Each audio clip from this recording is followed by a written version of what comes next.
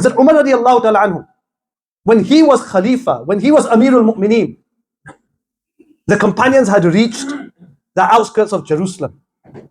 And they sent a message to the leaders of Jerusalem that either you can surrender peacefully or we will fight.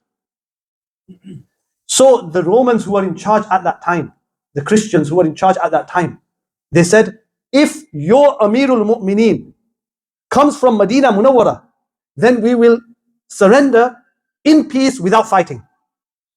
The general, Muslim general who was there, he wrote to Hazrat Umar radiallahu ta'ala anhu and said that we can get Jerusalem without any fighting, with peace. They are ready to surrender, but the only condition, you have to come from Medina Munawwara. Hazrat Umar radiallahu ta'ala anhu did mashwara, did consultation, and they said, yes, you go. Hazrat Umar radiallahu ta'ala anhu went. It's a long story. And the clothes that he was wearing, he had patches on. The ride that he had was not a very nice horse. Everything is mentioned in the history. What I want to mention here in relation to this protection of religious sites and religious buildings. Hazrat Umar radiallahu ta'ala anhu came and he was given the key and he entered into Jerusalem. Anyone who's been into Jerusalem and you've gone to the old city, there's walls there. He entered the old city. He went to see Baytul Maqdis and he went to see Masjid al-Aqsa. After this, he went to with the bishop Sophronius, who was the bishop of the Romans at that time. And he went to the church, the most holiest church that was there at that time, and is still one of the holiest church in the world, the church of the Holy Sepulchre. Hazrat Umar radiallahu ta'ala went there.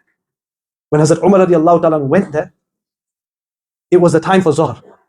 The azan was said.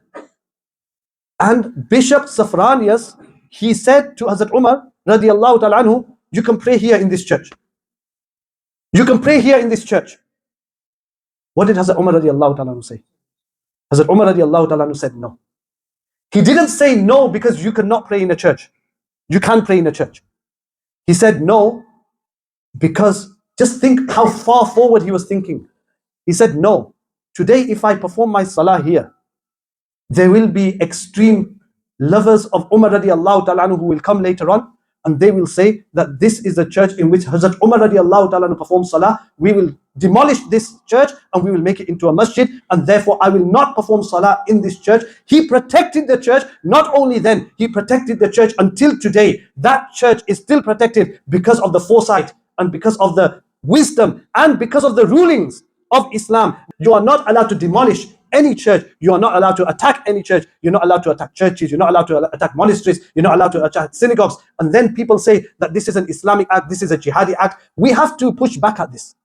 You and I have to push back. And we have to tell people that no, you can't call it an Islamic act. If a Muslim steals a car outside, yes, he might be a Muslim, but the action is not Islamic. If a Muslim rapes a woman, the person might be Muslim, but the action is not Islamic. If a Muslim robs a bank, the person might be Muslim, but the action is not Islamic. Similarly, if a Muslim attacks a synagogue, the person might be Muslim, but the action is not Islamic. The action is not jihadi. The action is totally condemned in Islam and is totally wrong in Islam. And we will push back and we will say that just because one person did a certain action, you can't condemn the whole religion. You can't condemn the whole community, and you can't put us on the back foot and say this is because of your Islam, or this is because of this, or because of that. That is totally unfair. So the question that I asked right at the beginning, did Jihad al-Shami commit an act of jihad on the streets of Manchester, on the streets of UK? No, absolutely not. And we are very clear on this, that Jihad al-Shami, whatever this name, people are asking, is this really his name? Right? And unfortunately, it's a very bad coincidence that his name is Jihad al-Shami. But just because his name is Jihad, it doesn't mean that he committed jihad. Jihad, I will mention this last point, that some of those injured, they went to hospital. And I don't know for sure, but I'm quite confident that some of the doctors who treated those Jewish injured people will have been Muslim. They are the ones who did jihad, not Jihad al-Shami. Wa akhir da'wana alhamdulillah rabbil alamin.